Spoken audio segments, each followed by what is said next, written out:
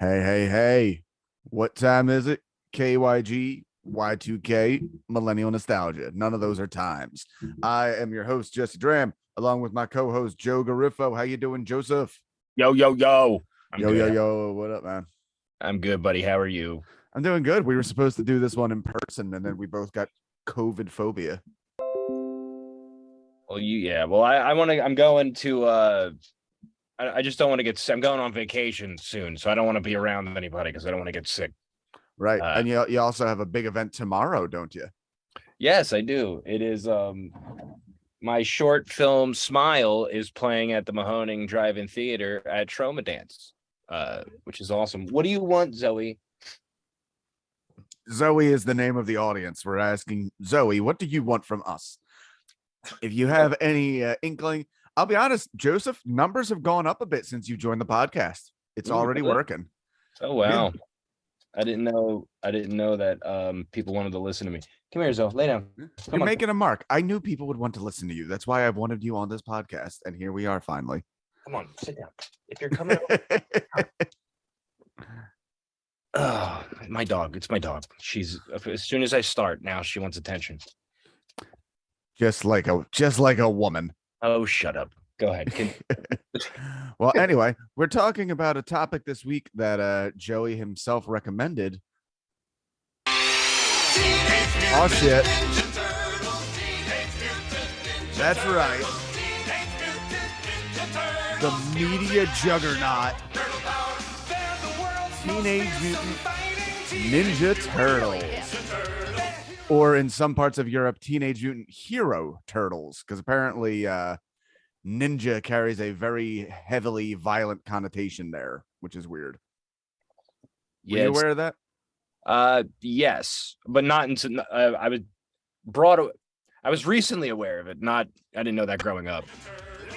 No, yeah.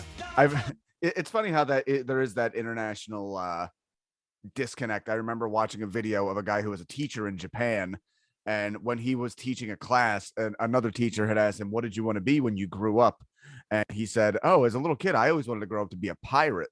But again, they have a very different idea of pirates, a more accurate idea, one might say, in Japan. And the teacher said, "Why would you want to grow up to rape and murder people?"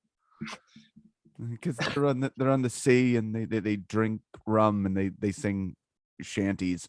Come to think of it, not a great not a great business future. But yes, we are talking about Teenage Mutant Ninja Turtles, not just the cartoon, not just the movies, not just the comic books, but the whole damn thing. Joey, why don't you take a little bit of the lead on this? Tell us why you wanted to discuss this topic so much. Well, I've recently got a bunch of comic books, the original run comic books here, and I've just been reading through them. And by the way, folks, this episode is going to be visual heavy, so you can get by on audio, but you might want to come watch the YouTube if you want to check out some cool stuff, like the comic book Joey is currently holding up. Yeah, how are those like the original run? This is book number 2. I don't have a number 1. That's like I don't have any printing of number 1. That's like my holy grail, but you know. But this is a third printing of book 2, which actually I like this cover better than the actual cover. And then this is a second printing of book 3. Book 4, it's on its way here. I don't have it here yet. And then this is a second printing of issue 5. Yes, I like this cover better than the regular cover too. But this issue is what was interesting to me and why I kind of wanted to talk about this. Why I brought up the topic, but we'll get into that a little bit. Real quick, is that Rafael on the cover with the red bandana? Yes, but in the comics they all have red bandanas, but this one is actually Rafael because it's a wraparound cover. So that's how you could tell. Oh, I was gonna ask how can you tell who's who, but I guess by the weapon. Literally just the weapons, which is why they have different color bandana. We'll get into all that. Well, I was gonna say I only saw an internet meme recently about the Ninja Turtles and their weapons that I thought was pretty cool. That was trying to make the argument that all of the turtles were given weapons by Splinter that were diametrically opposed to their personalities to make them more well-rounded. Like Donatello is a big, tech savvy guy, and he carries the most simple weapon, just a bow staff. Whereas Raphael is kind of aggressive, so he was given a more defensive weapon like size. And Michelangelo is very, like off the wall and wacky, so he was given the nunchucks, which require the most discipline. And then Leo has a sword, where that just kind of falls apart there because the leaders have swords. Yeah, I don't know if that was like intentional when they created this, but that does makes sense, I guess. I don't know much about the actual weapons to be like, yeah, that's an accurate description of what they do. You know what's funny? All my uncles did martial arts when I was growing up, so I actually had access to all of these weapons. Like, I have definitely whacked myself in the temple with a nunchuck or a nunchaku every now and again as a boy. Now, these comics were in black and white, but all of the covers, they all have red bandanas, and then eventually they were colorized. They did really cool looking prints of these, and then here's you can see some of the black and white. Yeah, try to hold it really close. I do think it would come through. I just want to get a good look at like a particularly well-drawn panel. Well, here, I'll just do the kiss your butt goodbye. Oh, well, actually, it's Raphael, so it'd be more like kiss your butt goodbye. I don't know. I just assume that's what the voice sounds like. So the original comic book, my source for a lot of today is the documentary Turtle Power, currently on Hulu, telling the entire story of Teenage Mutant Ninja Turtles. Was created by, I don't remember their first names, but it was Laird and Eastman. Kevin Eastman and Peter Laird. Right. And man, even the two dudes are very odd looking. The one guy, I think it's Eastman. Eastman looks like,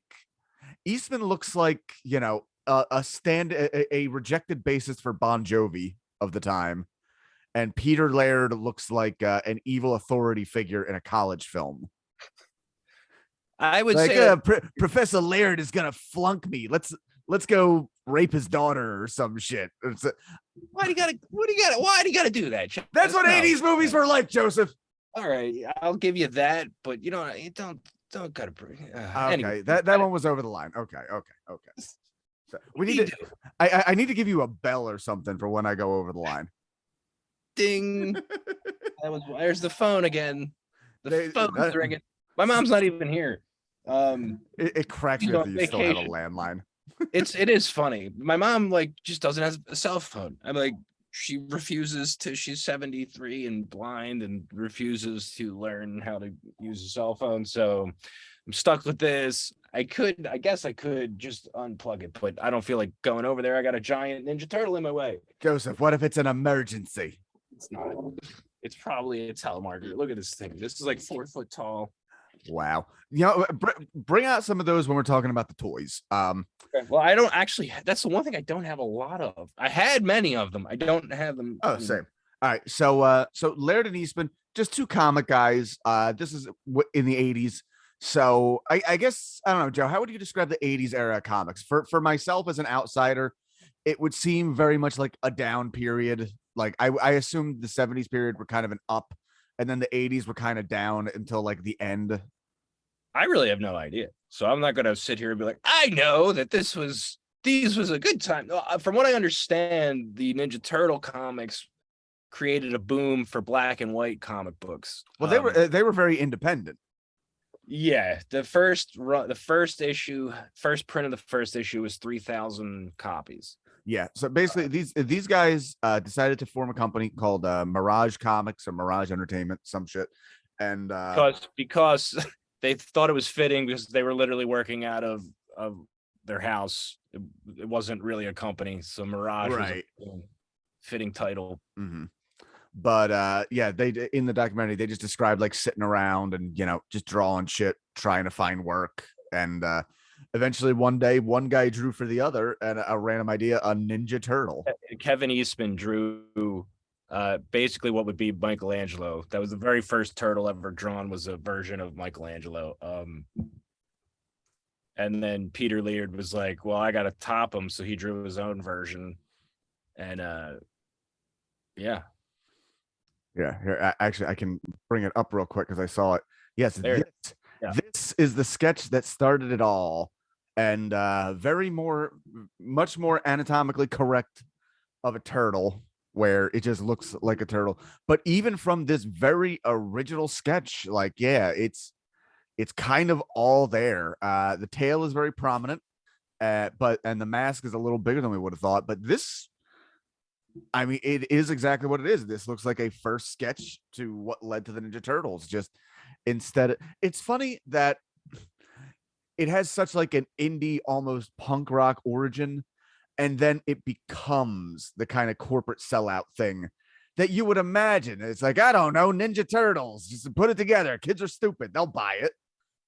Yeah, it is funny that way. It started as a parody of superhero things, mainly like Daredevil. For example, Splinter is supposed to be Stick from Daredevil, and the Foot Clan in Daredevil, they're the hand. So it was like that was where that like parts of that originated from that. And yeah, they literally spoilers, they kill Shredder in the very first issue right there. In that panel that you have up because they didn't think they were going to make any more. Yeah, it was just an indie shit they were putting together. Yeah, and it was a joke. Yeah. So it started as Ninja Turtles. I'm trying to remember why they added the Teenage Mutant version. If I remember correctly, I think Peter Laird came up with that part, and just to make it sound goofier, I think. Like they were trying to be over the top. Yeah, it obviously. And it didn't come up in the documentary, but I have heard before that they actually try to. You mentioned Daredevil. That in comic books they tried to tie together the first issue of the origins of the Turtles with the origins of Daredevil, because I believe, doesn't Daredevil get like hit with some ooze that blinds him because of these powers? And I believe the conspiracy theory, or it might be confirmed, is that ooze then fell into the sword. So basically, the same incident that created Daredevil, the ooze then fell into the sewer and then created the Ninja Turtles. Am I accurate on that? I've heard that myself, but again, I don't know if that's canon. I don't know if that's accurate or not. I have a lot of the comic books, and I've never seen that in any of them, of these ones, and I don't know about the maybe. Sounds cool, and it would be cool if that is accurate, and I've heard that myself, but I don't know how accurate it is. But yes. Yeah. So that's the original run of the comic book. Comic book just got bigger and bigger. I think they were making like I said, the first run was the very first issue was 3,000 copies printed. They shopped around to they were based in San Diego. Hold on, where were they based in California? Was it California? I don't think it was California. Was it? I don't think it was California. No, sorry, man. I'm all mixed up on this one. I know you had a rough night. I know. I did, but yeah, they started with my baby shit all over everything early this morning. But yeah, they started out with an original pressing of the first issue for 3,000 copies, and I think by like the third issue, it was like 400,000 copies. Like people were devouring this fucking thing because it was cool, it was irreverent, it was violent. It is. There's hold on, I'll find it. And I'll show you. But there is actually in this exact issue, there's some things I was like, oh my god, like one of the turtles, I can't tell which one it is, just throws a guy in front of a gunshot. I was like, oh my god. Like, hold on. But you can keep talking. It's gonna take a second to find this. Oh well, here's I can't tell. Forget what turtle it is, but hitting on somebody. Yo, mama, don't I know you from somewhere? Where's it at? You said right there. Yo, mama, don't I know you from somewhere? Cat caught on after he got drunk, and then it's in this same issue. Here it is. It's on the next page. It says, "Excuse me," grabs the guy, and then dude just gets shot. Like right here. Like, oh, sorry. Like, I was like, that is wow. Yeah, that's a little like, so yeah, and the Oh yeah, definitely. Show and stuff. Not that I've read these before, but just forgetting that like, oh yeah, because you're so used to the kid version. So what is the value of, say, if you have a first pressing of the first run of those comics, what would you say they go for nowadays on the market? In a high grade? Well, I just like I know like a third printing or even like that could go for like a couple thousand. So like a first for those of you unaware, what we're talking about with first, second, third printing, I always try to throw this out there because you don't know who doesn't know what the fuck you're talking about. Right, yeah. Particularly something independent like this, where these guys are throwing in their own money. I think they said like they had to borrow money from aunts and uncles and shit like that. You borrow money, you make out 3,000 copies, and then you sell them all to recoup your investment, pay back the money you rented. But if there's still a demand out there for more, you go into a second pressing, which you might add something different, especially in the future if you want to connotate like whether you have an original copy. Like, yeah, I was there from the fucking start. I remember the big thing when you and I went to meet Bruce Campbell, Evil Dead Star. I had him sign my book, If Chins Could Kill, and he immediately opened it and said like, first edition, a real fan. And I was like, oh, I didn't know. Could you make it out to the Jess Man, please?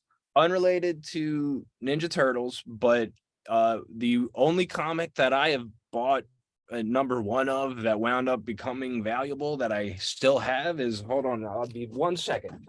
All right, I'm betting it's got to be Simpsons. It's got to be Simpsons something.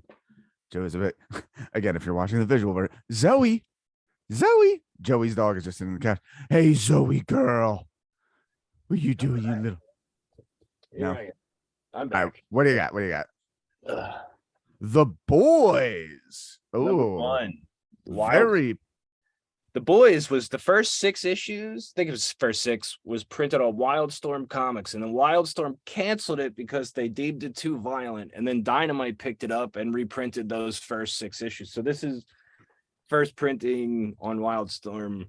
I bought this the day it came out off the shelf, and no, I hadn't realized that property was that recent. I haven't followed any of it. I know it has a good reputation, and I'm gonna watch in 5 years and be like, I should have watched this when it came out. But I know you don't like superhero stuff, but you would like this. This is what you hate about superhero stuff is why you will like this. If I recall, one of the only comic series I really liked and read the whole thing was Preacher, and isn't one of the guys from Preacher on The Boys, like the writer? Well, Seth Rogen's like the executive producer, and I mean, who wrote the Boys comic? Who wrote the comic? Garth Ennis. Garth Ennis, yeah, he did Preacher.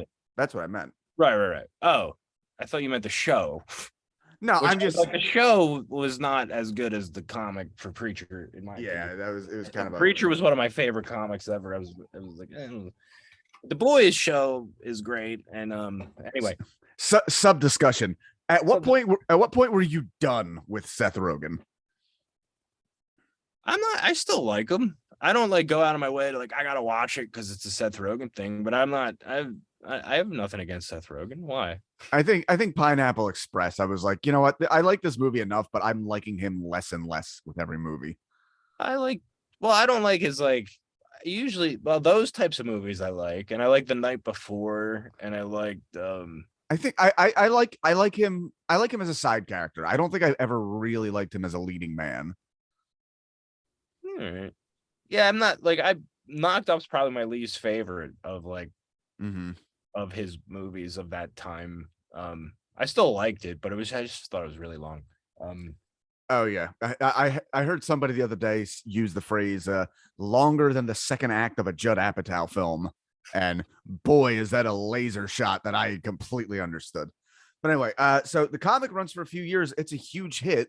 And 62 issues was the original run with a few tie-ins. Like there was a micro series featuring each turtle, Rafael, Michelangelo, Donatello, Leonardo.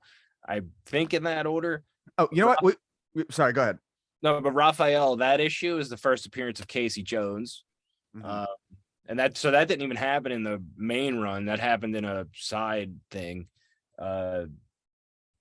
There's also a few tie-ins. I was gonna say, are they like 80s tie-ins? Are there any like Teenage Mutant Ninja Turtles meet Andre the Giant?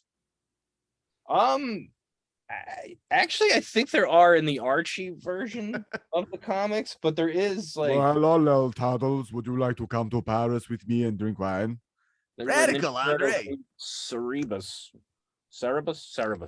I was just thinking of this earlier. That name is Cerebus or Cerberus. The original. I literally just saw a Simpsons meme earlier. It's like we were talking the original dog from hell. Like, do you mean Cerberus? I'm fired, aren't I? So before we go too far, I almost forgot. Let's discuss the characters themselves in the comic.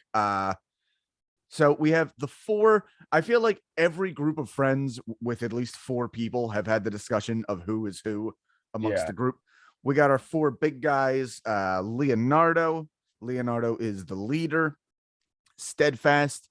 His color is blue. He carries a sword. Well, his color's blue. Not yet. Eventually. Michelangelo, whose color will one day become orange, is the party guy. I think. Oh yeah, I heard they made the point that like they wanted somebody to embody everything of the name, and like the teenage was very much Michelangelo. Michelangelo was just, he wanted to have a good time and drink soda pop and eat pizza like teenagers do, and I guess masturbate all the time if we're going by that. He did seem to be the horny one too. It was always like, even in the like in the Ninja Turtles 3, he's like, when April switches places with the guy, he's like, how'd you get in April's pants? Like, he says that. That's in that movie. Like, Michelangelo is definitely out of the four of them. Michelangelo shoots his shot. I was definitely a Michelangelo. If I was one of the four. Yeah, we discussed this. You were not horny like, all the time, but but not like. Well, no, we discussed as me and you as younger men going out to the bar to try and pick up chicks. It was infuriating that you had the. I mean, you're definitely Michelangelo, but the more one-to-one comparison is you were definitely Adam Sandler's character of Pip from Airheads, where because they straight up said in that movie, like, how does he get all these girls? Like, he's so stupid, he must be cute. You just had a real like goofball, like, I'm fun, black. I don't know. That's what you say. It worked for you. Yeah, I guess. Nobody made a movie out of my sex life, Joey. Okay. Who made a movie out of? Oh, I guess I did, right? I forgot about that. I was like, who made a movie out of it? Like, guys, look up the movie Swooped. You'll never see it. Yeah, we don't talk about that movie. It sounds like, what movie were you talking about? Block. Oh, yeah. If we ever wanted to start some shit, let's just reshoot that movie with me in the other lead part.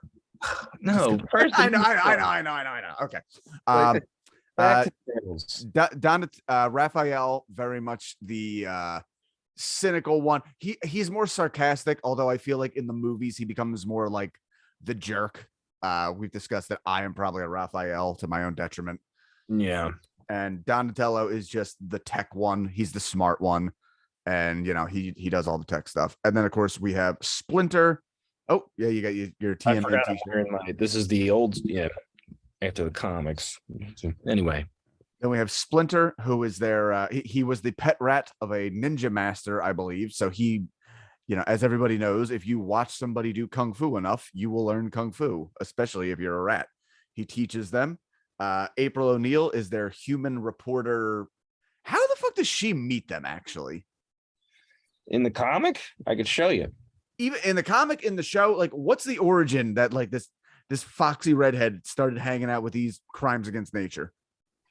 Baxter Stockman's Mousers were after her, and the turtles saved her. None of those words mean anything to me. What? Baxter Stockman was like a scientist, and he created these Mousers in the comic, it was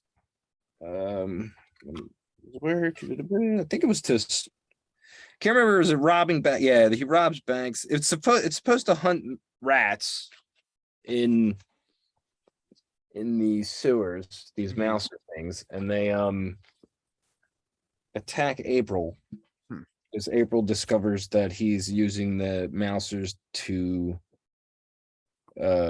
steal things, which is here, Uh-huh. and six them after her, and then the turtles show up and save her. Hold on. Here they go. Do. And then I think it's funny because Michelangelo's not here, right? So it's just three of the turtles, and then in the next panel it says they're all introducing themselves, and Uh-huh. then Splinter's like, and there's also Michelangelo who was here at home. like, why wasn't he? I it was like that to me is the funniest thing. I I'm grounded. I got caught shelling off. Yeah, why wasn't he with them? He was just at home. Hi. That's random. And of course we have Shredder and the Foot Clan. She's not a reporter in the comic book either. She's not. No. She worked with Baxter Stockman. Okay. Yeah, the reporter thing was added for the TV show and okay. for the movie. But and then for the main villain, we have Shredder, who what is Shredder's connection to Splinter? Don't they have some? Oh, he like killed his master, right? Yes. Because the comic book and the TV show and the movie, I don't know if they're all different. It's always trying to keep, and I don't have issue 1, so I always forget exactly. I mean, I'm trying to go into more like what people in the zeitgeist growing up with it would consider to be the story. Because in the cartoon, Splinter's human turned into a rat, and in the movie, he's a rat turned into a smart rat who was the pet of the guy that Shredder killed. Okay. So it's like in the cartoon, he's that guy. I can't remember I think in the comic, it's like the movie. Okay. Because Splinter in the cartoon turned into a rat because a rat was the last animal he touched before he touched the mutagen. Okay. And the turtles turned into humans because they touched Splinter last before that's the cartoon rules. I think the comic is they just were mutated by the ooze. Okay. Intelligent beings. I can't remember. And lastly, Shredder has a group of like child runaway soldiers, I guess at least in the movie, called the Foot Clan. The Foot Clan looks pretty cool in the movie in particular, because it's just like it's like a fucking garbage dump with like pinball machine and like a half pipe and Coke Zero and shit. No, and the Foot Clan are legitimate ninjas in the comic book. They're like a clan that apparently were honorable, but Shredder made them dishonorable, and I think Splinter was part of it. Yes, I believe that is. Okay. Yeah. So that's basically the run of the comics. But when it really, at this point, it's known in like comic book circles. You need to be a comic book fan. Where it really makes the leap, if I recall correctly, is they jump straight to toys. Isn't that right? Yes, and this is where I wanted to get into this specific issue, because this is a reprint. This is the second printing, and this came out in November of 1987. So I guess this is the announcement, like the very first time anybody ever heard that this was going to happen was right here in the middle of this. And I'll read this to you. It's a little long, so bear with me. But he says, we temporarily interrupt this comic book for a special announcement. Did you ever have a secret, a really neat one, that you were just dying to tell everyone right away, but you couldn't because if you let it out too soon, it would spoil things? Well, we've been in that quandary since last year. Now we can finally let the turtle out of the bag, so to speak. It all started back in August of 1986 when, out of the blue, we got a call from a gent named Mark Friedman, who was calling us because he had been talking to Kevin, I can't pronounce that name, from the Palladium Books role-playing game company. And as he put it, fell off his chair laughing when he heard the name Teenage Mutant Ninja Turtles. And now he wanted to be our agent for licensing. After a couple of meetings, we were sold and signed up. Within an amazingly short period of time, Mark had lined up a potential deal for a major toy line, action figures, vehicles, the works. So we were flown out to sunny La Miranda, California, to meet with the fine folks at Playmate Toys. Things went well. Everybody seemed to think that the TMNTs could really be a nifty toy line, and we returned home with visions of blister-packed TMNT action figures dancing in our heads. Of course, what's the line of action figures without an animated series backing them up? After a couple of false starts, Uh, Murakami Wolf Swenson, I think that's the animation company. I'm sorry if I'm pronouncing that wrong, was chosen to be the company that would produce the animation. Initially, a 5-part miniseries in half-hour episodes. We went west one more time to meet with these folks, and we're happy to find out that not everyone in Tinseltown is a wingnut. These guys were nice and talented. So for the last year, things have been in progress, and if things go as planned, you should see the toys start to appear in toy stores in January of 1988, and the cartoon series the last week of December. We'll keep you updated as more definite dates come in. As you might well imagine, we're near busting at the seams with the urge to tell you, but in deference to the wishes of our agent and the toy company, we agreed to keep it under our hats until now. What's to come? Well, in the toy line, there will be 10 action figures to start with. All 4 turtles, Splinter, April, the Shredder, a foot soldier, and 2 new evil characters, Rocksteady, a mutant commando rhinoceros, and Bebop, a punk mutant warthog. We had a lot of input on the designs of these 2 characters, and they are wild. Each figure is posable and comes with a weapons pack. Following these figures will come a redesigned turtle van, a turtle blimp. Yeah, it sounds nutty, but wait till you see it. It's great. The Technodrome, Shredder's headquarters, the Techno Rover, a ground car for the foot soldiers, and the Turtles headquarters playset. Then there's the 2-foot-high stuffed turtle plush doll with interactive voice box. As for animation, the studio has adapted our stories from the first few issues with some of their own ideas thrown in. You'll see Baxter Stockman and his Mousers, the Shredder and the Foot, and an evil alien called Krang, who bears more than a little resemblance to the TCRI aliens. The 5 half-hour episodes stand by themselves as stories, but all come together to make a neat 5-part series. We've read all the scripts, seen all the storyboards, concept sketches, heard all the voice tracks, seen the first 2 episodes, and they're great. While all this has been happening, Mark Friedman was not twiddling his thumbs. 2 more deals he's lined up are with Random House, which will publish TMNT coloring books and puzzles and board games through their subsidiary, the Warren Company, and with responsive marketing for a TMNT fan club. Also on the books is a full-color newsstand distribution TMNT comic book based on the TV series. Currently, it looks like Archie Comics will be publishing that, and Michael Dooney will be drawing it. Lest it seems like we are counting our chickens before they're hatched, let's just say that we have our fingers crossed, hoping that everything that is planned and in production now will actually happen. But it looks good and promising, and we're dealing